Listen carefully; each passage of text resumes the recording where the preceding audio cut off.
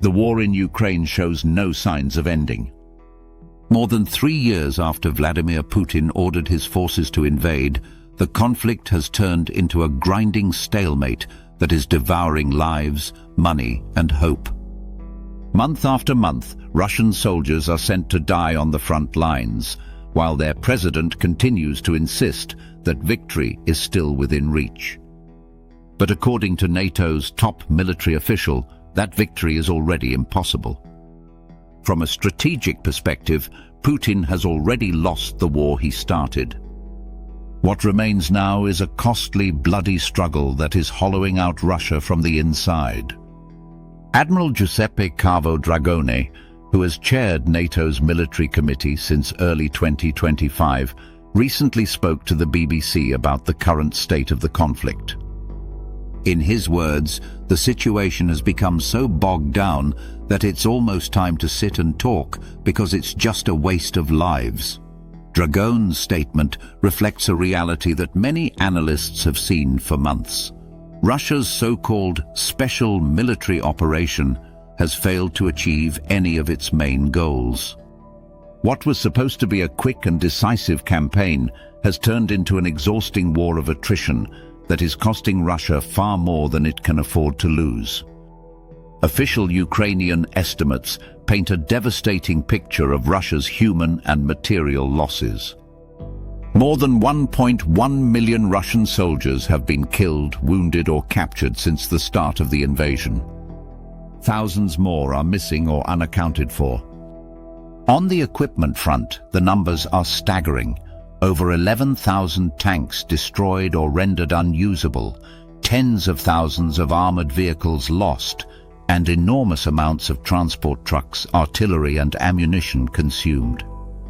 In the skies, Russia has lost hundreds of aircraft and helicopters, along with an estimated 77,000 drones that were shot down or crashed due to Ukraine's increasingly effective electronic warfare systems. These are not the statistics of a country winning a war, they are the symptoms of a slow collapse. Behind those numbers lies a darker economic and social reality. Inside Russia, the invasion has given birth to what some economists now call deathnomics, an economy that literally profits from the deaths of its own citizens.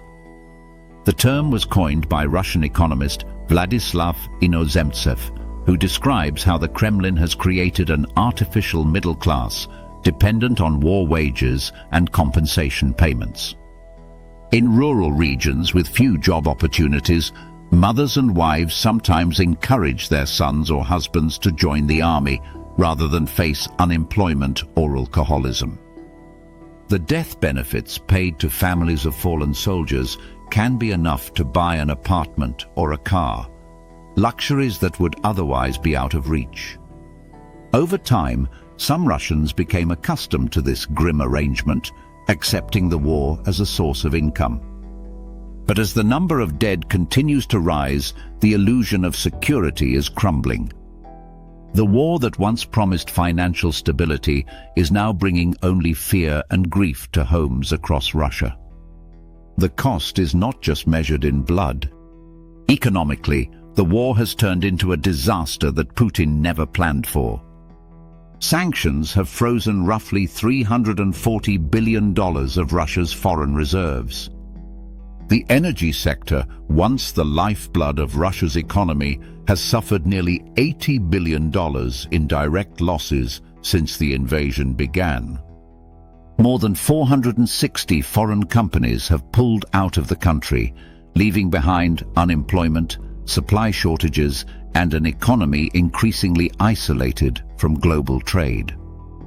For a time, Putin managed to mask the damage by converting Russia's economy into one focused entirely on war production. But this artificial growth could not last. The latest figures show a sharp slowdown. According to the World Economic Outlook, Russia's growth is expected to drop to just over 1% in 2025 and even lower in 2026.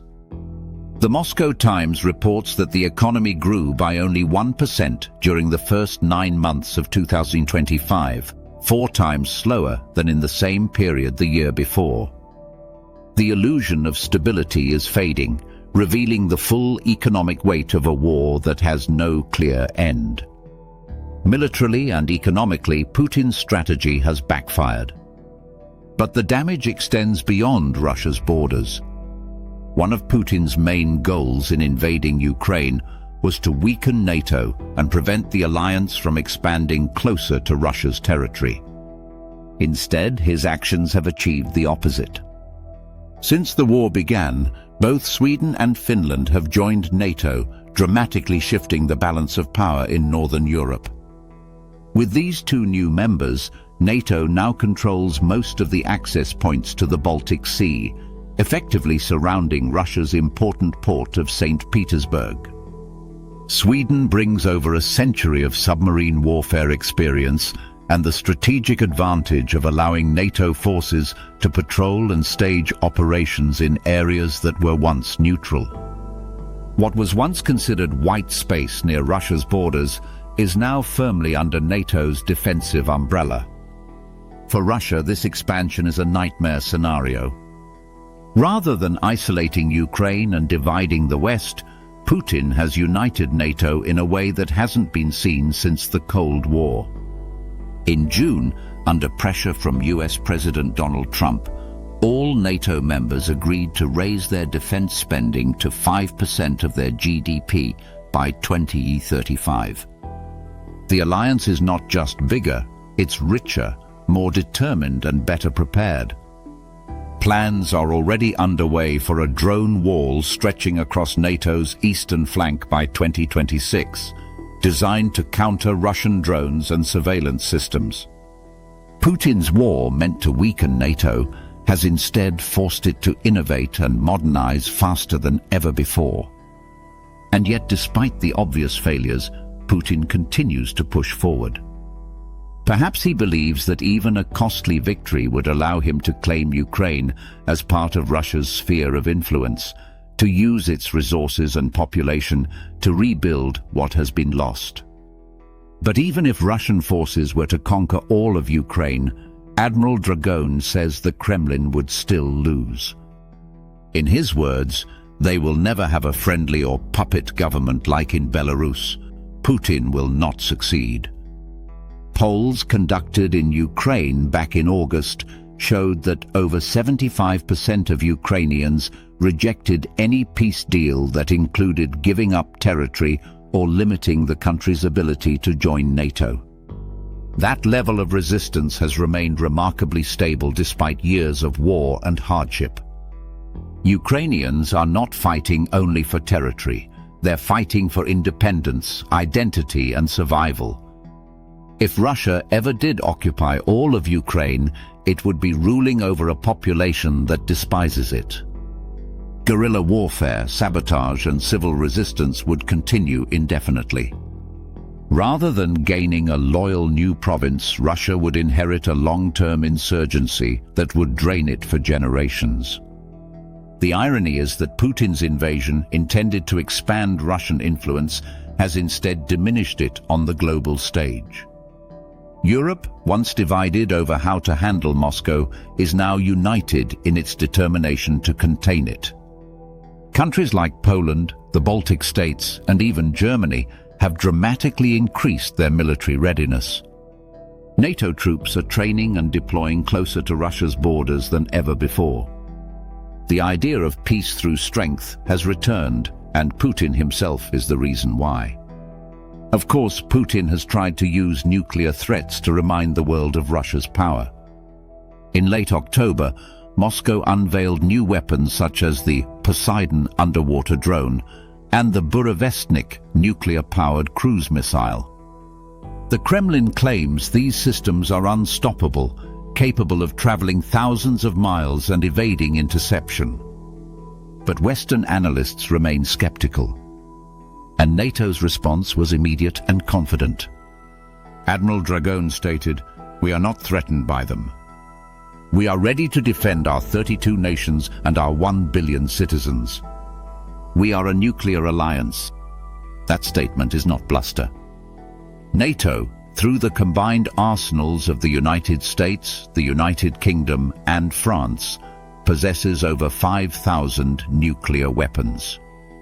Russia's stockpile may be slightly larger, but in a nuclear conflict, numbers are meaningless. The doctrine of mutually assured destruction ensures that any nuclear attack would mean the annihilation of both sides. Putin's nuclear rhetoric, once capable of intimidating Western leaders, now only serves to strengthen NATO's resolve. The bluff no longer works.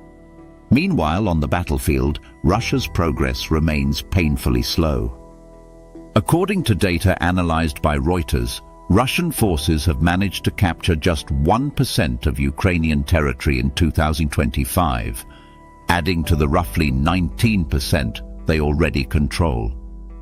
At that rate, it would take 8 decades to conquer the entire country. Time is not on Putin's side. Each new offensive consumes more lives and resources than Russia can replace. The Kremlin is fighting a war of attrition against both Ukraine and its own economy. Even within Russia, cracks are beginning to show. Behind the facade of patriotic propaganda, the population is growing restless. Thousands of men have fled the country to avoid conscription. Regional leaders are quietly complaining about the financial burden of supporting the war. The social contract that kept Putin in power, stability in exchange for obedience, is breaking down. And while the Kremlin tries to censor the truth, the funerals keep coming home. Every coffin that returns from Ukraine is a reminder that this war is not being fought for security or freedom, but for one man's pride. On the international stage, the consequences are equally severe. Russia has become increasingly dependent on China, selling energy and resources at discounted prices to keep its economy afloat. Beijing, always patient and calculating, is taking advantage of this dependency. Chinese companies are quietly expanding into Russia's Far East, investing in infrastructure and industry that will give China long-term influence over the region. Some reports even suggest that land leases and joint ventures are blurring the borders between the two countries. In trying to conquer Ukraine, Putin has made himself a junior partner to China, a historic reversal of roles that weakens Russia's global standing even further. When the war began, Putin famously claimed that Russia could take all of Ukraine in 2 weeks. More than 3 years later, that boast has aged poorly. The conflict has not only destroyed Russia's reputation as a military power, but has exposed the deep flaws in its command structure, logistics, and morale. Corruption, poor leadership, and outdated tactics have turned what was once seen as a formidable army into a cautionary tale. And yet, perhaps the most striking aspect of all this is Putin's refusal to acknowledge defeat. US intelligence assessments reported by NBC News suggest that there is no indication he is ready to compromise. Officials describe him as more entrenched than ever, convinced that perseverance will eventually break Ukraine's resistance and the West's unity. But every month that passes tells a different story. Ukraine continues to receive Western weapons, intelligence, and training. NATO remains united. And Russia grows weaker. In the end, Putin's greatest enemy is not NATO, not Ukraine, and not the West. It is his own inability to adapt. His stubborn belief in outdated notions of empire and conquest has trapped his country in a war it cannot win. Even if Russia were somehow to claim victory on the battlefield, the price would be so devastating, in lives, in money, in international isolation, that it would still amount to defeat. The Russia that emerges from this war will be smaller, poorer, and less respected than before. And that may be the greatest irony of all.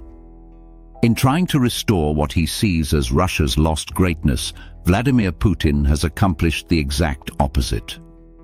He has united his adversaries, weakened his own nation, and guaranteed that even a so-called victory in Ukraine would leave Russia broken for decades to come. The longer this war drags on, the clearer that becomes. Russia is bleeding people, resources, and credibility. Its economy is suffocating under sanctions, its military reputation has been shattered, and its once powerful image on the world stage is fading fast. Whether Putin chooses to admit it or not, the outcome is already written. The war in Ukraine is not just a military stalemate, it is a strategic defeat. And history will remember it as the moment when Russia, under the weight of one man's ambition, began to collapse from within.